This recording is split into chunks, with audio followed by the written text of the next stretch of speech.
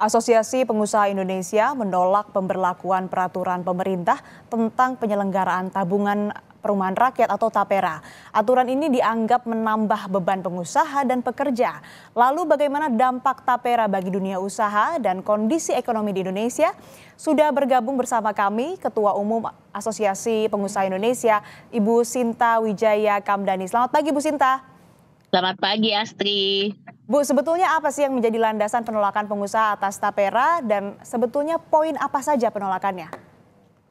Ya, jadi sebenarnya kalau kita lihat penolakan itu sudah muncul pada waktu Undang-Undang Nomor 4 tahun 2016 itu dikeluarkan ya. Nah, pada waktu itu memang kami sudah melakukan banyak konsultasi dengan para pelaku, termasuk juga koordinasi dengan pekerja dan lain-lain. Dan itu kami sudah menyatakan kepada pemerintah dan memberikan masukan gitu mengenai TAPERA ini. Jadi sebenarnya pada dasarnya kami Apindo tuh mendukung kesejahteraan pekerja dengan adanya ketersediaan perumahan bagi pekerja. Namun PP nomor 21 ini sebenarnya kan adalah duplikasi ya daripada apa yang sudah ada pada saat ini. Jadi saat ini di BPJS Ketenagakerjaan itu tuh sudah ada yang namanya jaminan hari tua. Dan jaminan hari tua itu ada program yang namanya MLT, yaitu manfaat layanan tambahan, di mana MLT itu dapat dipakai untuk rumah ya. Jadi kalau kita lihat dari itu maksimal 30% ya. Jadi kalau sekarang ini kan nilai JHT itu sekitar 460 triliun. Itu 30%-nya atau 138 triliun ini bisa dipergunakan. Dan ini sebenarnya sudah jalan programnya.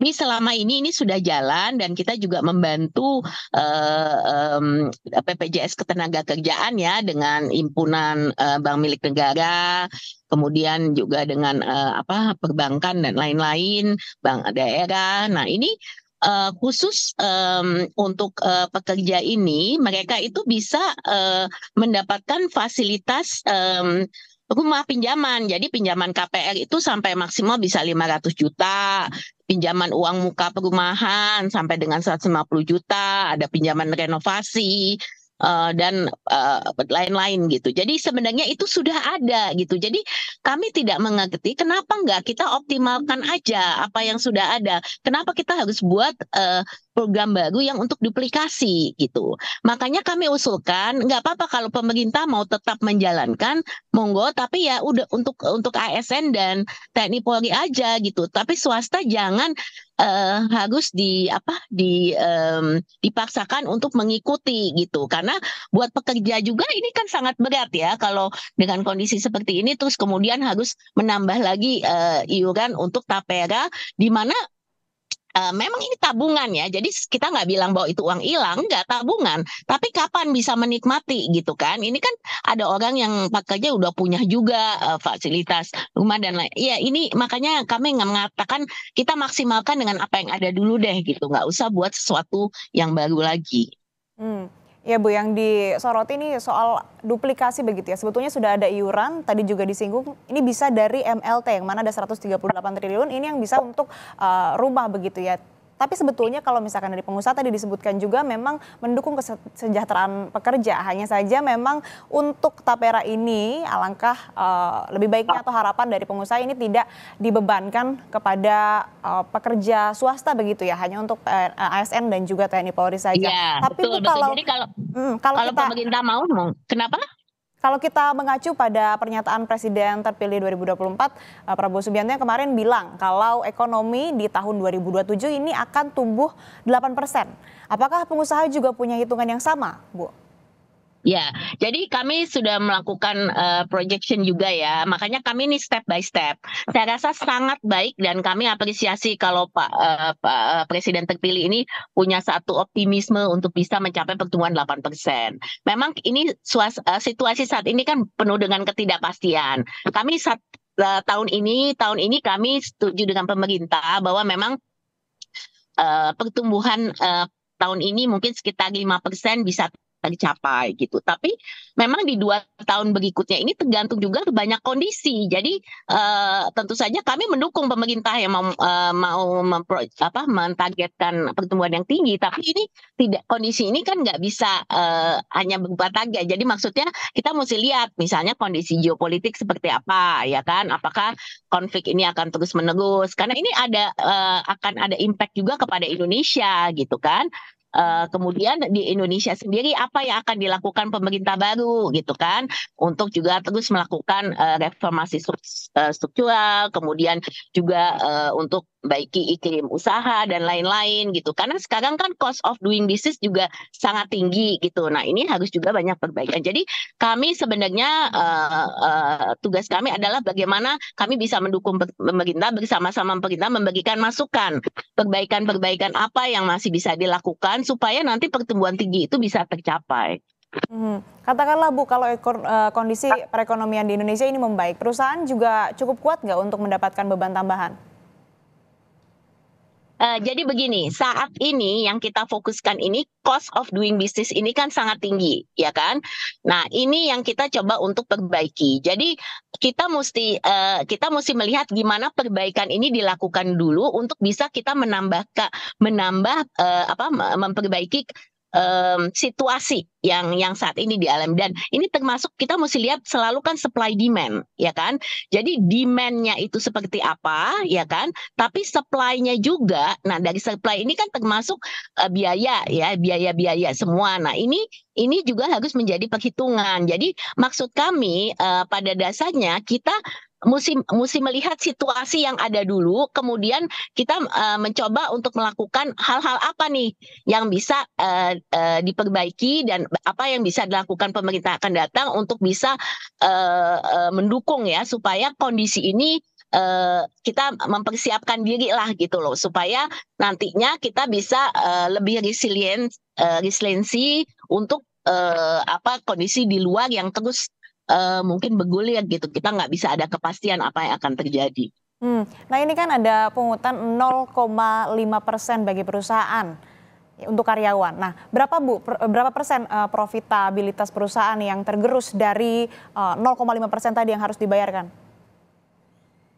Saya sekarang mau share ya mengenai berapa sih sebenarnya biaya yang sudah dikeluarkan perusahaan untuk jaminan-jaminan sosial. Jadi sebenarnya kan program jaminan sosial pemerintah ini kan beban pungutan itu yang ditanggung kami itu pekerja itu sebesar 18,24 sampai 19,74%. Nah, dari penghasilan pekerja. Nah, itu rinciannya tentu saja ada jaminan sosial ketenaga kerjaan, ya jam sosek ya, kemudian ada JHT, ada jaminan kecelakaan kerja, ada pensiun, ada jaminan sosial kesehatan, dan lain-lain deh banyak. Jadi jumlah itu saja saat ini kan sudah cukup signifikan gitu. Jadi kami melihat on top of that sebenarnya fasilitas perumahan itu sudah ada di dalamnya gitu. Jadi makanya kenapa kami pada saat ini tidak mendukung adanya tambahan iuran baru. Itu sebenarnya yang jadi isu. Ibu, ini penegasan saja Bu. Jadi ini kebijakannya relevan nggak untuk pengusaha dan juga untuk pekerja swasta? Kebijakan apa? Kebijakan terkait dengan tapera ini, potongan yang baru ini. Betul. Ya, jadi menurut pendapat kami, kalau memang pemerintah mau menyiapkan dana, jadi di sini dana untuk tapera, ya itu inian pemerintah ya. Tapi kalau berkaitan dengan jaminan, karena tapera itu tabungan kan, yang kita ngomongkan jaminan sosial ini, jaminan sosial sudah mencukupi karena perumahan sudah ada di dalamnya. Jadi posisi kami, kenapa harus ada tambahan iuran kalau pada saat ini sebenarnya BPJS Ketenagakerjaan juga sudah ada fasilitas di mana bisa melalui MLT tadi gitu. Itu sebenarnya posisinya.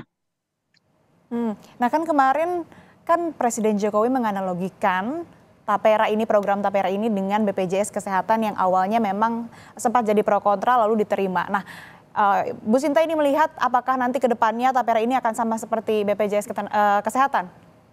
Saya rasa ini berbeda ya, gitu. Kita bicara ininya agak berbeda karena kalau kita melihat Tapera ini kan sebenarnya bukan program jaminan sosial kan maunya, ini kan program tabungan. Jadi tabungan itu kan sebenarnya sukarela ya. Jadi kalau misalnya mau nabung boleh, kalau enggak udah gitu kan. Nah ini yang saya rasa harus dipisahkan juga gitu loh, apa positioning daripada apa sebenarnya Tapera ini gitu. Jadi mungkin perlu klarifikasi yang lebih jelas juga dari pemerintah, tapi yang pasti kami melihat ini kita mendukung karena perumahan layak itu memang bagus gitu, tapi sudah ada, itu aja. Jadi kami mau menyatakan kenapa harus ada lagi kalau memang sudah ada dari program yang sudah jaminan sosial yang sudah disiapkan pemerintah saat ini. Jadi dua hal yang berbeda ya Bu. Lalu bukan kemarin Apindo sudah bersurat ke Presiden Jokowi. Sudah ada respon soal ini atau Apindo sudah komunikasi dengan pemerintah atau pihak lainnya? Iya, jadi sebenarnya kami selama ini kan ini bukan, jadi dari sebelumnya sudah banyak sekali, ini sudah beberapa tahun ya kami mengkomunikasikan, memberikan masukan dan lain-lain.